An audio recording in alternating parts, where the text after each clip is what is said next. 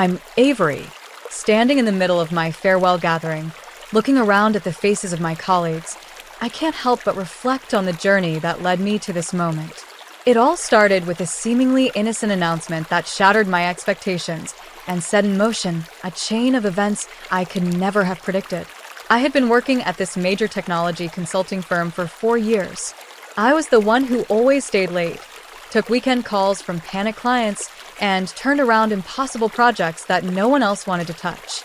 I had exceeded my annual sales targets by 68% that year, and I was confident that the quarterly performance bonus of $72,000 was rightfully mine.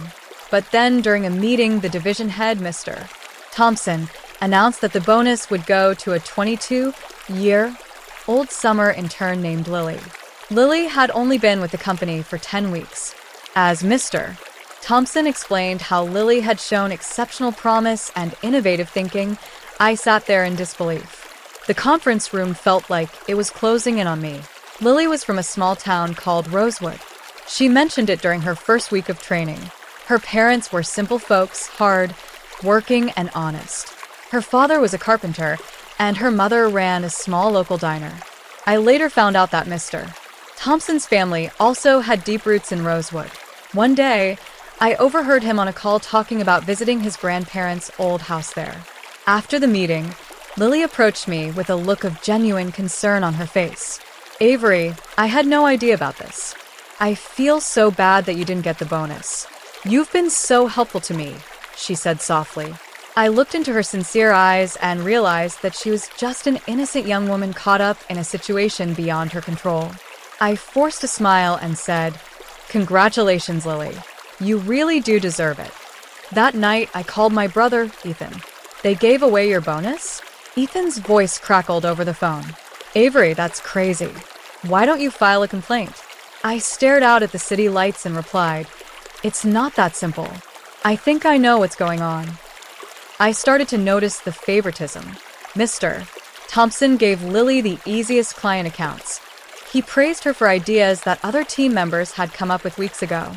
He shielded her from the tough customers and complex technical problems that the rest of us dealt with every day. But I'm not one to explode in anger. I decided to take a different approach. The following Monday, I sat down next to Lily's desk and said, "Lily, I've been thinking about your development. You have great management potential, and I think some advanced training would really benefit you." Her face lit up, and she said, "Really? That would be amazing. Avery, you're the smartest person here." Over the next week, I began what I called Lily's Accelerated Learning Program.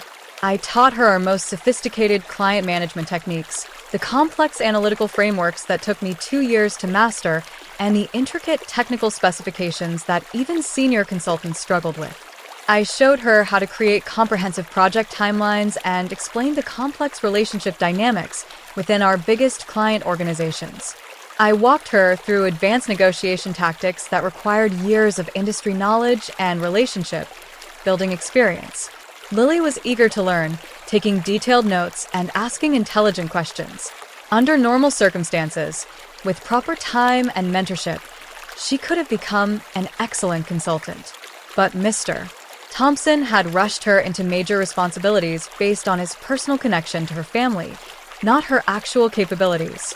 I started recommending Lily for more and more complex assignments. When a demanding client needed someone to handle a software integration project, I suggested Lily. When we needed someone to present our quarterly analysis to the executive board, I proposed Lily. Mr. Thompson approved every recommendation without a second thought. At the same time, I made a strategic change to my own work habits. For 4 years, I had been the reliable one. I always stayed late, took calls during family gatherings, and volunteered for overtime projects. My contributions had become so routine that management took me for granted. I decided to set boundaries. I started leaving the office at exactly 5:30. When weekend emergencies happened, I responded on Monday with apologies. When colleagues asked me to cover extra projects, I politely declined, saying my workload was full. Within days, the effects were obvious. Client calls that I usually handled went unanswered. Technical problems that I normally fixed festered over the weekend. Project timelines started to slip. The smooth operation of the department began to show cracks. Lily, on the other hand, was struggling. The advanced techniques I had taught her required institutional memory and relationship capital that she didn't have. The complex projects she was assigned demanded judgment calls that only came with experience. Her presentation started to show signs of stress. She could explain the frameworks I had taught her, but she couldn't adapt them when clients asked unexpected questions. She understood the analytical models in theory, but she couldn't troubleshoot when the data didn't fit the patterns. As small problems turned into big ones, Mr. Thompson started to look worried. He approached me during the third week, saying, "Avery, I know you've been trying to achieve a better work-life balance, which is great. But we're facing some urgent situations that could really use your expertise." I listened to his list of problems, each one that I would have solved without hesitation in the past. I replied, "Those do sound challenging. I'm sure the team will find solutions. Lily has been doing really well lately." Mr. Thompson frowned and said, "Lily is still learning. These situations need someone with more experience." I said, "I understand your concern, but I'm fully committed to my current projects for the next few weeks. Maybe you could consider hiring external consultants." He knew that external consultants would cost the company about 3 times my salary for the same work. That afternoon, I received a call from Ms. Davis at Horizon Consulting. She had been trying to recruit me for months, but I had always declined because I valued job stability. This time, I listened to her offer. The base salary was 40% higher than my current one. The bonus structure was transparent and merit-based, and the company culture emphasized professional development and work-life balance. Most importantly, they specialized in the type of complex technical consulting that I loved. I told Ms. Davis, "I'm very interested. How soon can we start the process?" She replied, "We could have you in for interviews this week. I've been waiting to talk to you for so long that I'm willing to speed up the whole process." I used my accumulated personal days to schedule the interviews for Thursday and Friday. The interviews exceeded my expectations. Horizon Consulting had created the kind of environment I had always dreamed of. By Friday afternoon, they offered me a position with a $20,000 signing bonus, a 60% salary increase, and equity participation that could be worth a lot more in the long run. Asked for the weekend to think about it, but I had already made up my mind. On Monday morning, I went to the office with a resignation letter in my bag. Mr. Thompson intercepted me before I reached my desk. "Avery, we need to talk. Several major clients are unhappy with our service. We need to re-evaluate some of our project assignments," he said urgently. I could see that he was finally realizing that Lily wasn't ready for the responsibilities he had given her, but he didn't want to admit his mistake directly. I said calmly, "Mr. Thompson, I appreciate you bringing this to my attention. This conversation is actually well-timed." I took out the envelope from my bag and said, "I'm moving on to a new opportunity. This is my resignation letter. My last day will be 2 weeks from now." His face turned pale as he stared at the envelope. "Avery, this timing is really bad. Can we discuss how to keep you here? We can address any concerns you have about compensation or advancement." I handed him the letter with a smile and said, "I'm grateful for everything I've learned here. This decision isn't about dissatisfaction. Sometimes new challenges just align perfectly with your professional goals." He opened the letter and read it with increasing panic. "You're giving the minimum notice during our busiest quarter. Is there any flexibility with your start date at the new company?" I replied, "Unfortunately, no. They have a time-sensitive project that matches my skills exactly, and they need me to start right away." He was clearly calculating the difficulty of his situation. Training a replacement for me would take months, and finding someone with my experience at my current salary would be almost impossible. The ongoing client crisis needed immediate attention from someone who understood both the technical and relationship aspects. He finally said, "Avery, I think there was a miscommunication about the bonus. I'd like to revisit that decision and make sure you get the recognition you deserve." I looked at him with sympathy and said, "Mr. Thompson, I appreciate the gesture, but my decision isn't related to the bonus. Lily really deserved it. I'm actually grateful that things turned out the way they did. Over the next 2 weeks, the impact of my departure became more and more obvious. Lily came to me 3 days before my last day, looking exhausted and overwhelmed. "Avery, did you know this would happen when you taught me those advanced techniques?" she asked.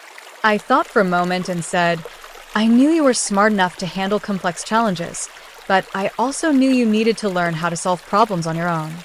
She nodded slowly and said, "I understand now why you've been so successful. It's not just about knowing the techniques, but also about having the experience to use them at the right time." She then said, "I'm going to ask Mr. Thompson to adjust my responsibilities. I think I was promoted too quickly, and I want to be really ready before taking on something this complex again." I felt proud of her for taking ownership of her development. Meanwhile, the department was in chaos. A client threatened to terminate their contract because their software integration solution was delayed. The executive board presentation that Lily was supposed to give was postponed twice because no one else could prepare the analysis in time. 3 other senior consultants approached Mr. Thompson to discuss their salaries. My departure had made them question their own compensation and workload. On my last Friday, Mr. Thompson asked for a private meeting. "Avery, I recognize my mistakes. The bonus decision was influenced by personal factors. You deserve that recognition," he said. I replied, "I respect you for admitting that. These decisions are hard, and I understand the pressures you face." He asked if there was anything he could do to change my mind. I thought for a while and said, "I think this transition is good for everyone. You can restructure the team for long-term success. Lily can develop her skills at a more reasonable pace, and I can take on challenges that match my goals." He asked where I was going, and I told him, "Horizon Consulting. They specialize in the kind of complex technical consulting I love." His expression changed to a mix of admiration and regret. "They're our biggest competitor. You'll be working on the same types of projects you've been doing here." I said, "That's exactly why the opportunity is so appealing." What he didn't know was that Horizon had been trying to recruit me because they were losing clients to our company. My reputation in the industry was strong, and many enterprise customers had chosen our firm because they wanted to work with me. Now, those relationships would follow me to Horizon. On my last day, Lily organized a small farewell gathering. Everyone in the team was there, including Mr. Thompson, who looked genuinely sad to see me go. He said, "Avery has been the backbone of this department. Her professionalism, expertise, and mentorship have contributed to all our successes over the past 4 years." I looked around at my colleagues, who had become my friends, and at Lily, who had grown so much in such a short time, and at Mr. Thompson, who finally understood the cost of his choices. I said, "Thank you all for making this such a meaningful experience. I'm excited to see what you all achieve in the future." 3 months later, I received a LinkedIn message from Lily. She had been promoted to a senior consultant position with proper preparation and support. She had also been featured in the company newsletter for developing an innovative client training program. She wrote, "Thank you for pushing me to grow faster than I thought possible. Those weeks were tough, but I learned so much about myself. I hope we can work together again someday." Mr. Thompson also reached out, asking if I'd be willing to provide consulting services for specific projects. His department had recovered, but they had restructured their talent development and compensation systems to avoid similar situations. As for me, Horizon Consulting has been everything I hoped for. The work is intellectually stimulating, the culture supports professional growth, and the compensation reflects my value. Most importantly, I've learned that I need to recognize my own worth. For years, I had been so focused on proving myself that I had become undervalued. The bonus situation made me realize that my contributions are significant and that I deserve respect and recognition. The so-called revenge wasn't about hurting anyone, but about stepping away from a situation where my value wasn't recognized and letting the natural consequences show my true worth.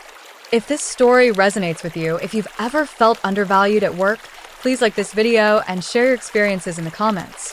Sometimes, we need to know that others understand what it's like to see connections matter more than competence. Subscribe for more stories about finding your worth and not settling for less than you deserve.